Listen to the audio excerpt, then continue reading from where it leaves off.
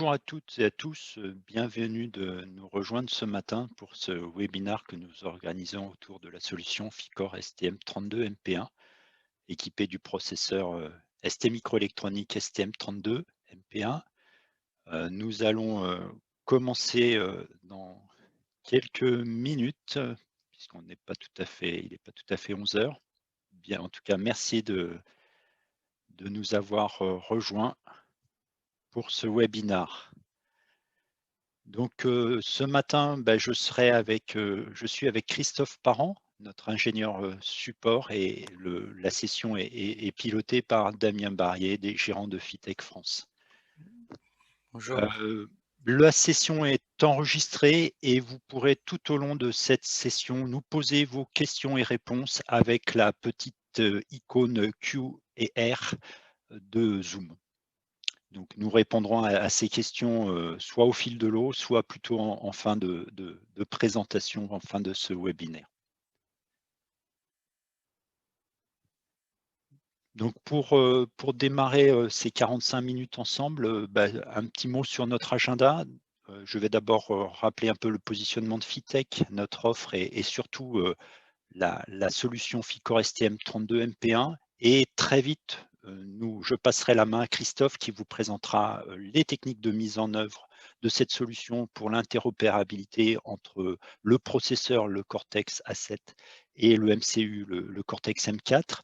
Et en suivant cette présentation technique, Christophe vous présentera la mise en œuvre de cette interopérabilité à travers une démo et nous finaliserons avec une session de questions-réponses.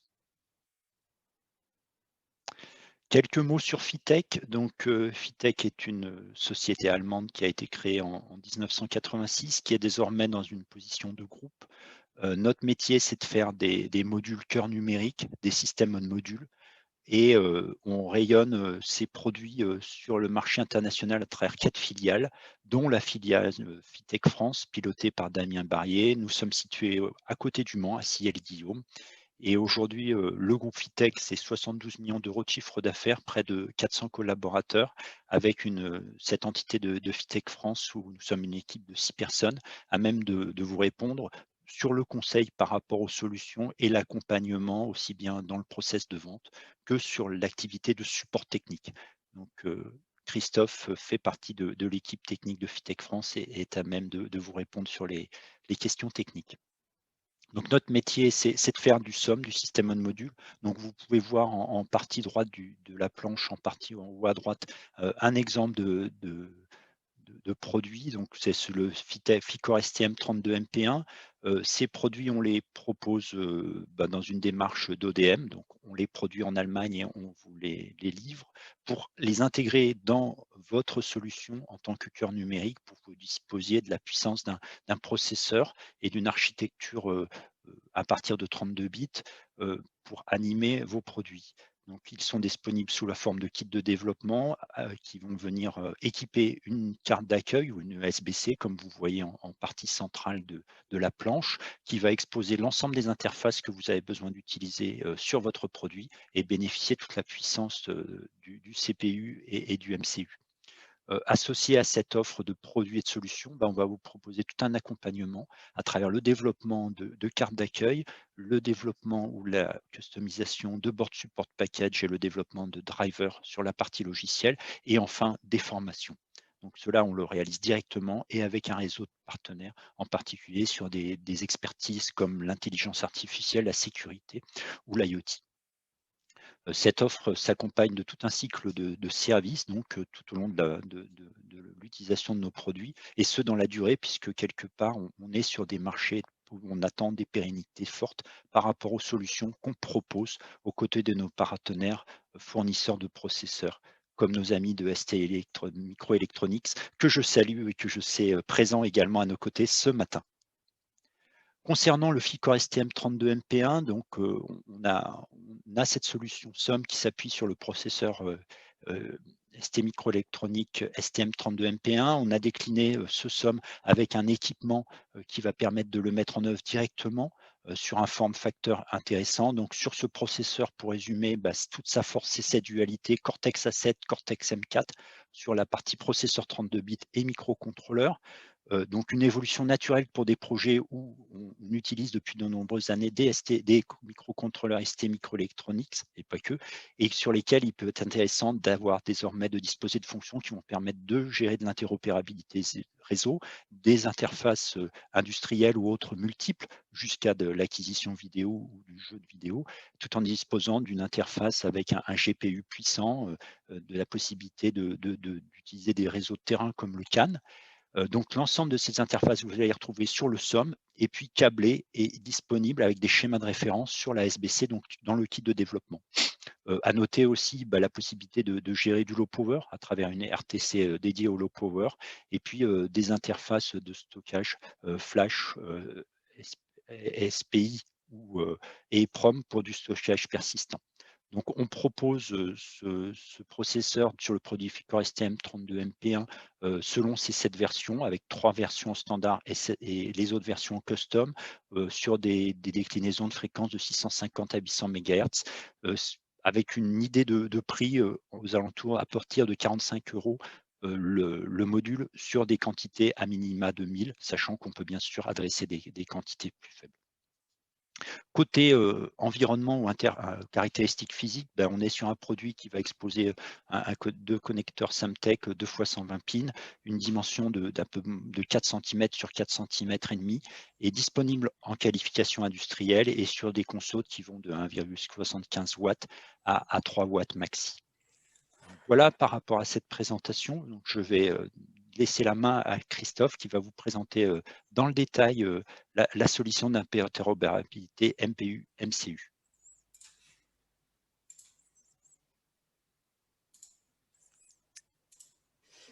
Donc, merci Denis. Avant de rentrer dans le détail technique de l'interopérabilité entre le MCU et le MPU, un petit aperçu de l'atelier logiciel autour du STM32. Donc, le MP1 bénéficie de l'écosystème STM32 Cube.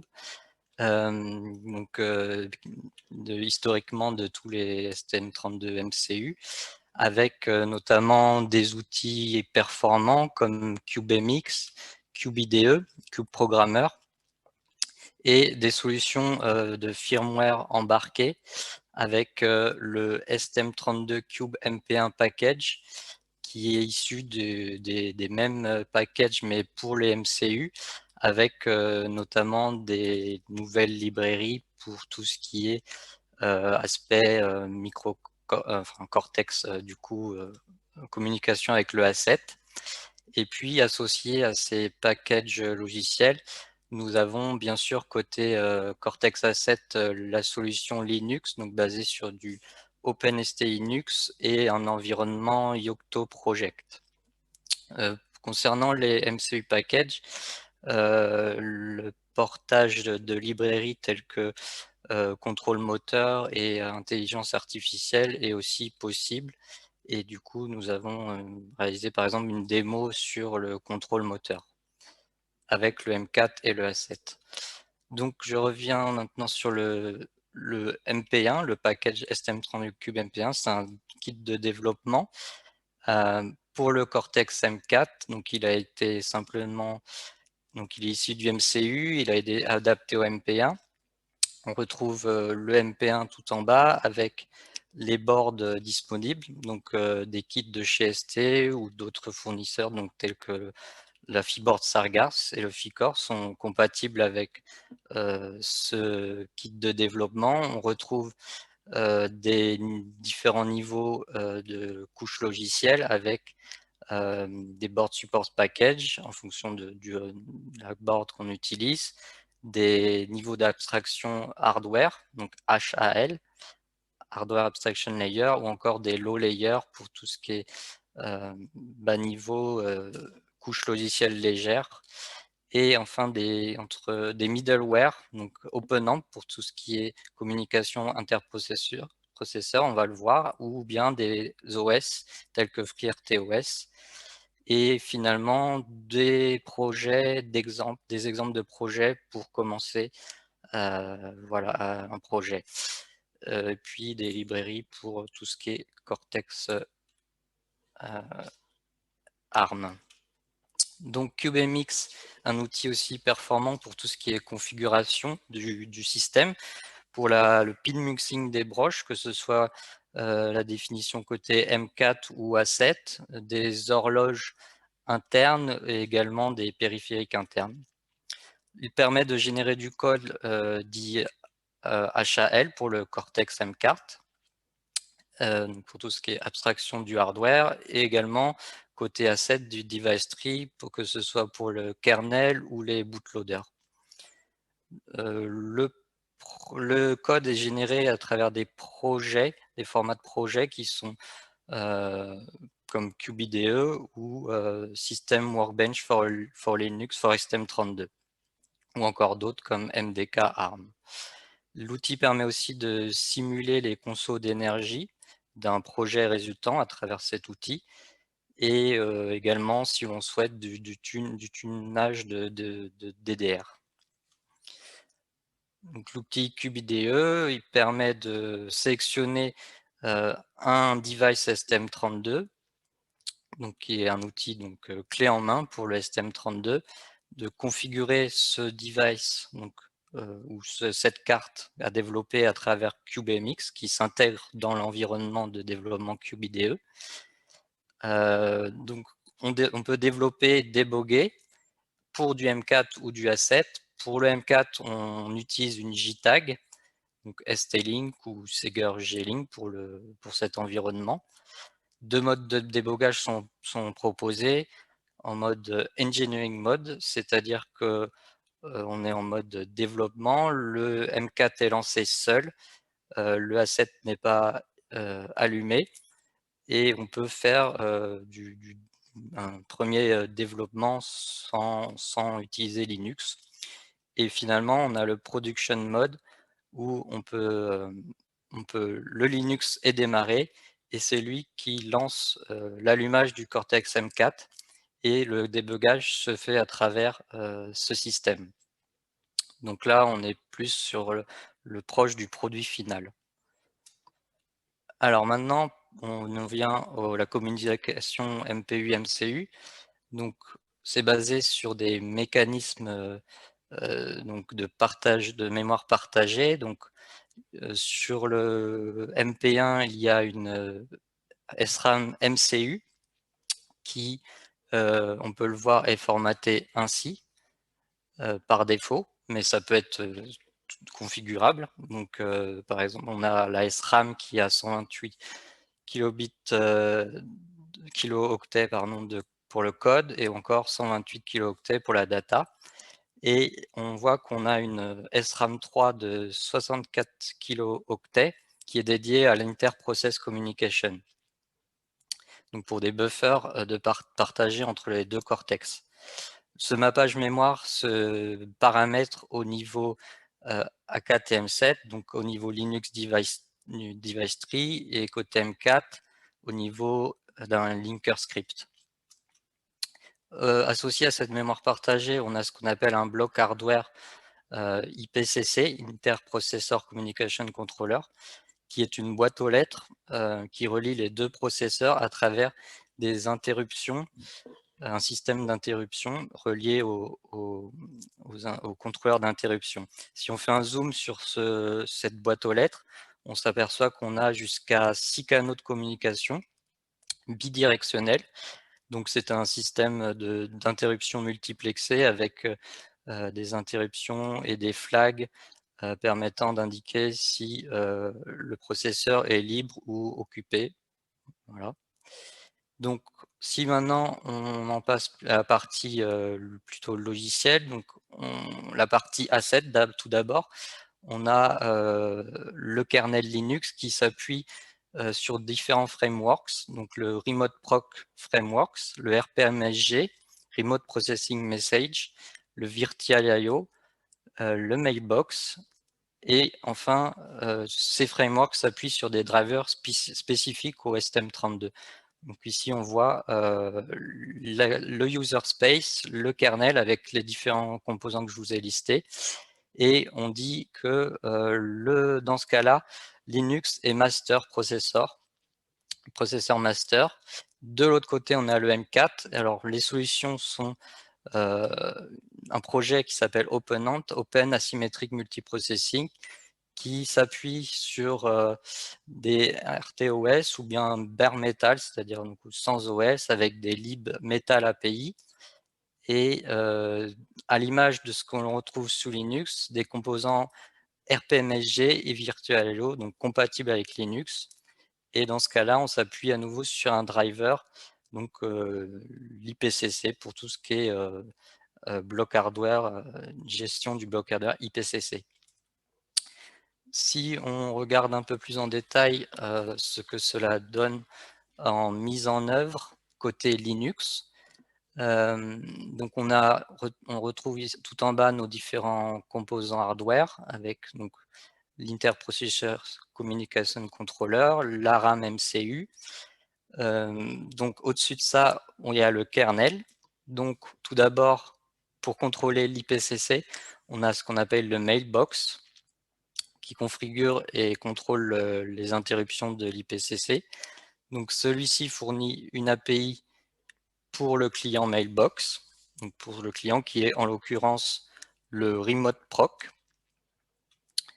On a au-dessus de la RAM MCU un framework donc Linux standard qui virtualise les entrées-sorties et qui fournit une couche de transport efficace pour la communication. Donc c'est basé sur des shared ring buffers, donc des buffers circulaires. Donc on peut par exemple faire des liaisons séries, on va voir ça un peu plus tard, de type virtuel. Le Remote Proc, lui, il permet de contrôler le processeur distant, donc charger le firmware, le démarrer ou l'éteindre. Et il instancie également des devices de type RPMSG Virtual I/O pour les processeurs qui supportent cela. Le RPMSG, c'est un framework de messagerie qui permet aux drivers clients de communiquer avec les processeurs distants. Donc celui-ci s'appuie sur Virtual I/O. Et avant le user space, on a ce qu'on appelle le RPMSG Client Driver. Donc celui-ci est chargé par le framework RPMSG lorsqu'un nouveau service est demandé par le processeur distant. Donc avec un annonce de service à travers des messages RPMSG. Donc celui-ci implémente un service qui pourra être utilisé pour l'application afin de communiquer avec le Cortex M4. Un petit aperçu, une autre vision donc des API RPMSG et Remote Proc. On a ici une vision avec un master et plusieurs processeurs distants. Donc, ce n'est pas le cas sur le MP1, mais ce sera prévu, je pense, sur d'autres chips, d'autres versions. C'est le cas, par exemple, sur les Mix 8, on a plusieurs M4. Donc, on voit des canaux de type RMSG entre les différents processeurs. Et associé à ces canaux, on retrouve ce qu'on appelle des endpoints. Donc, c'est les tuyaux ici, qui sont des terminaisons qui permettent de définir des zones mémoire sur lesquelles on va stocker des données, donc avec une adresse source, une adresse destination. Voilà le mécanisme des endpoints, sachant qu'on pourrait aussi avoir ici, par exemple, plusieurs endpoints associés à un canal RPMSG. Et ici, un chronogramme où on a une communication entre le master, donc Linux, et le remote, le Cortex M4, où le master vient donc charger le firmware, le booter, et on a ensuite un système de communication donc, qui est créé grâce à la création de canaux, Donc ici, on retrouve cette création de canaux avec un système de callback des deux côtés et un envoi de messages de type RPMSG à travers ces canaux. Et à la fin, un exemple où on fait une extinction du remote processor. Donc, on va passer maintenant à la démo. Donc, ça consiste cette démo à montrer un petit exemple de communication à travers ces canaux RPMSG, donc de type série virtuelle. Donc, j'ai ici une cible branchée à côté de moi avec notre kit de développement Fiboard Sargas et Ficor STM32MP1. La board est démarrée et tourne avec un BSP Fitech basé sur OpenST Linux. Au niveau des branchements, j'ai donc une JTAG connectée, ST-Link, une liaison série et une liaison USB OTG pour la connexion SSH pour pouvoir charger le firmware M4. Voilà, et donc je vais utiliser l'outil CubeIDE avec le package STM32CubeMP1 et je vais ouvrir un projet d'exemple OpenAMP TTY. Voilà, alors ici voici CubeIDE, l'outil. Donc j'ai ouvert le projet que l'on retrouve du coup, comme j'ai dit, dans le SDK. On retrouve les différents niveaux de couches logicielles avec les middleware, ici OpenAMP, la libmetal, les drivers de virtuel, les drivers côté BSP et ARM pour le STM32MP bien sûr. Et voilà, donc le main est ici ouvert dans mon application. On retrouve tous les codes sources qui seront utilisés avec ce main. Également ici, on a le linker dont je vous ai parlé, le script linker qui permet de configurer la mémoire MCU qui bien entendu doit être configuré. Donc le mappage doit être fait aussi côté device tree. Donc je vais faire un petit exemple où on va débugger ce petit programme. Donc c'est un programme qui va créer deux canaux de type TTI, Virtual Device. Donc si on regarde juste le code, on a ici le main, l'initialisation de tout ce qui est bloc hardware côté M4. On regarde dans quel mode de debug on est. Donc si on est en engineering, dans ce cas-là, toutes les clocks et périphériques internes doivent être configurés. Dans l'autre cas, c'est Linux qui se charge au bout de configurer tout cela. On a la possibilité de tracer dans un buffer spécifique des messages qui seront vus sous Linux. Voilà, donc on a l'initialisation du bloc hardware IPCC, l'initialisation d'OpenAMP, et enfin ici on commence à créer nos deux canaux, donc un UART0, un UART1 qui sont bien sûr des UART virtuels. Si on regarde la structure de ces éléments, on retrouve un RPMSG VirtIO device associé à un endpoint et puis un pointeur sur la donnée qui sera transférée. Donc également associé à cette création de device, on a l'enregistrement de callback pour être notifié de la réception de données et ainsi traiter la donnée. Donc on va débugger ce programme. Voilà, paramétrage du debug. Donc deux modes de chargement, comme je l'ai dit, engineering ou production. Donc là, ça a de sens que lorsque le Linux est démarré, donc on se met en production mode. On configure notre port série pour la console Linux, l'IP pour la connexion SSH, donc l'IP de la target, on lance le debug. Oui, il y avait la JTAG qui était aussi paramétrée à ce niveau-là. Donc là, le chargement se fait. Le point ELF associé au firmware est chargé dans la mémoire, dans une mémoire sous Linux. Voilà, on voit ici la taille côté data et code. Donc le programme tourne, 78%, ça y est. Voilà.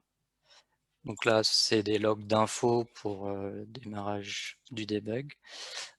Voilà, on a la possibilité d'avoir la console Linux dans l'outil. Donc voilà, là, ma carte étant allumée, j'ai la console Linux. Normalement, le firmware a été chargé.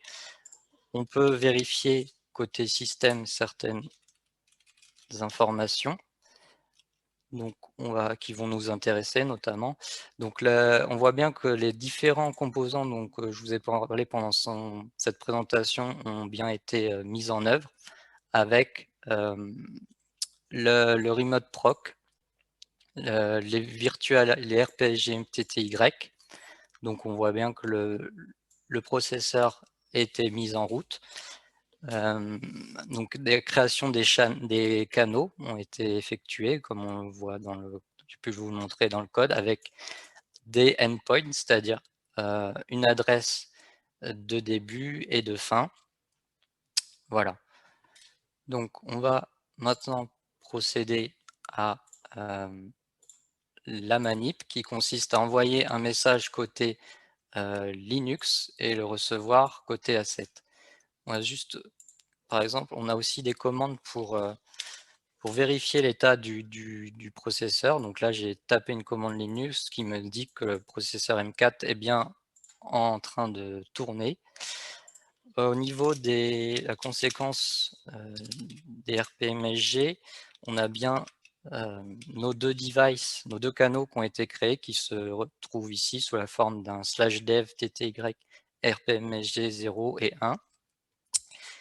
On a aussi la possibilité de voir, comme je vous avais dit, de voir des traces côté Linux qui font des traces que l'on peut incorporer dans le code du M4 qui nous indiquent certaines infos comme par exemple ici le boot successful du Cortex et la création des deux canaux virtuels. Voilà. Donc on va envoyer un message côté Linux vers le M4, on paramètre le device virtuel comme il faut. On fait aussi en parallèle une lecture pour la réception de données sur ce device et on va écrire un petit message, donc hello virtual 0. On écrit le message, on ouvre le fichier .c donc, où j'ai mis des breakpoints parce que là, le Cortex tourne, il est en boucle infinie et il attend un message à travers les callbacks que l'on a définis ici. Donc, si tout va bien, j'envoie un message, mes breakpoints le programme devrait s'arrêter au niveau des breakpoints. Donc, ma callback rattachée à mon UART 0 a bien été donc, apparue, elle est apparue. Donc, on a notre structure endpoint avec ici une adresse de fin, une adresse de destination. Et l'on peut voir que la donnée hello virtual 0 a bien été chargée dans le buffer associé. Donc si on continue le programme, voilà, en fait ce qui se passe c'est qu'on vient lire la taille de cette variable et on vient la recopier dans un buffer côté M4 et on va signaler qu'on a bien reçu cette donnée dans notre code main qui tourne en boucle infinie. Voilà, et là j'avais mis un breakpoint dans la boucle while où on a réceptionné via un flag que la donnée a été transmise et donc ce que l'on va faire c'est que une fois cette donnée transmise, on va renvoyer à notre tour sur ce même canal UART0 la donnée hello virtual 0. Donc si on exécute cette fonction, on va voir le message apparaître ici dans la console Linux. Donc je continue l'exécution. Voilà, c'est apparu ici, hello virtual UART 0. Donc voilà un petit exemple tout simple de ce mécanisme que l'on a pu voir aussi pendant cette présentation. Donc voilà, c'est tout pour la démo. Je vous remercie. Donc je pense qu'on va passer aux questions. Merci.